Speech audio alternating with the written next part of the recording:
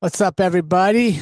Welcome to this week's edition of the On Purpose podcast, where it's always our pleasure to be with you to share stories that inspire you, move you, hold you accountable a little bit, maybe get you thinking a little different, but ultimately help us make the world a little better place, right? That's our mission here. Is we just want to make the world a little better place, and whether it's through one story, one idea, one conversation, one greeting, we have the power. We have the ability to do just that. So I want to thank you for being part of our community, and can't tell you how excited I am for where things are going with the On Purpose podcast because of you, because of your support, your continued listenership, your subscribing, your liking, your sharing, you're letting other people know, hey, check out what this family's doing, check out what this community's doing as we continue to plug away at making the world better, one Thursday at a time, each and every week. So thank you so much for that. And this week, I want to talk about becoming the buffalo. Becoming the buffalo? What does that mean to us? And really what it means when I started thinking about it is the task I wanted to have, the challenge I wanted to offer was, what would today look like if we all woke up and decided I'm going to attack everything, all my problems, all the obstacles, all the things that just throw my day off of what I thought I was going to do. I'm going to approach all of those with courage. I'm going to be courageous in my approach to today. What would that look like? What would our problems look like? What would our conversations entail? If we approach conversations with our friends, with strangers, with courage, how deep would those conversations be? What would we learn? What about this? What would our self-talk look like if it was courageous? And it told you what you could do, what was possible, to stick with it. You're on the right course. What would we accomplish by facing everything with courage today? And when I was coming up with the idea of the episode and reflecting on it, I wanted to make sure we understood that courage isn't the absence of fear, right? Being encouraged doesn't mean I'm not afraid of stuff. It doesn't mean I'm not scared of things. It doesn't mean that I'm not worried about the outcome and I'm not sure if I'm going to be good at something. No, courage is the ability to step past your fear and face them head on, to move into the uncomfortable situation, to move into the unknown with belief that you can get through it, right? Courage is belief, determination, grit, if you will. We have physical courage, we have mental courage, we have social courage. But all of it doesn't require us to be fearless. It just requires us to lean into our fears. And as I was getting ready for this, the image in my mind that I'll make sure I share with you all was that picture of that buffalo that's looking into that winter storm. And he has all the snow and the ice hanging off his face. He looks cold as hell. But you look in his eyes and they're not wavering. He's staring down that storm. He's going to stand his ground. And I thought, man, what if we became buffalo? Right? Because what's the difference between buffalo and cattle? Right? Cattle see a storm coming. They try to outrun storms. They try to turn their back to the storm, which in many times you watch these big, massive blizzards that come across the Midwest, these giant snowfalls. We have enormous losses of life for cattle as they try to outrun the storms. Right? The odds in your favor aren't in your favor to outrun a storm. So if you turn and run away from that storm coming at you, one, it's probably going to catch you. Two, when it does catch you, you're exhausted because you've been running from it. And three, you're on unfamiliar ground to fight back. You don't know the terrain anymore. The storm now dictates when you face it. The storm now dictates the time of the encounter, the conditions of the encounter, because all you did was turn and you ran away from the storm. And while you're running, what are you hoping for?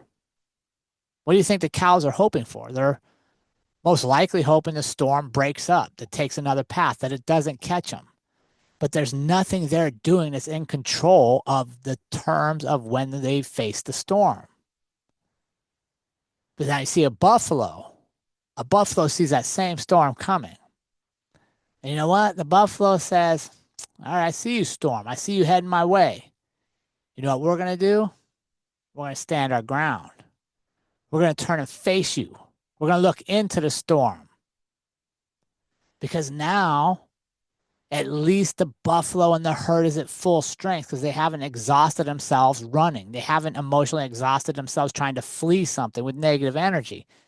Now they're on their terms, at full strength. They turn and face the storm on ground they choose.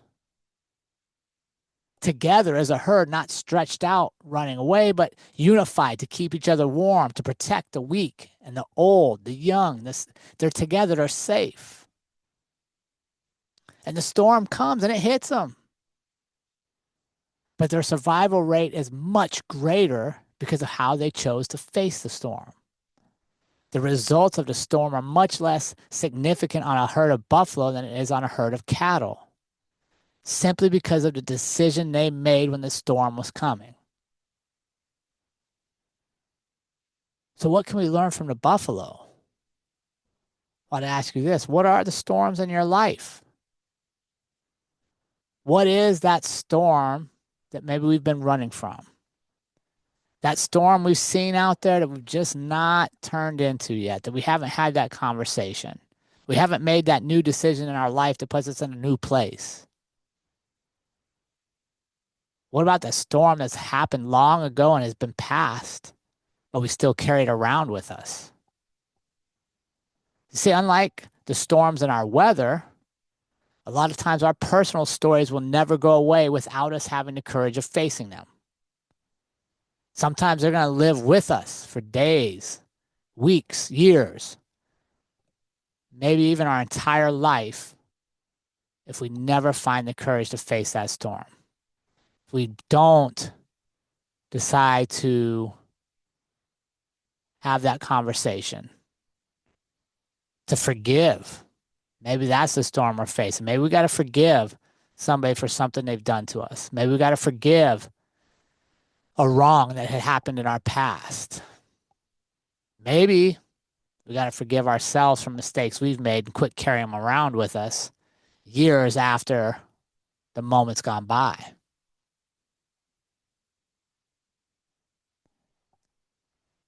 So let's this week decide to be the buffalo, to live life with courage, to face our storms head on, to have the difficult conversations, to forgive where appropriate, to make sure that our self-talk is uplifting, fulfilling, and allows us to move forward so we don't continue to carry the weight around of past storms, and worse yet, pass that weight on to the next generation who didn't even face the storm, but carries the emotional toll of its impact. See, we've been in Florida all winter, and one of the things I find amazing down here is the resilience of the people to rebuild after hurricanes come through, knowing they're still in a hurricane zone, that another one's probably coming in the next few years, yet they rebuild anyhow because it's part of what they do. They face it because they love living here. They love being part of it. And part of being in this area is that is a storm you will face.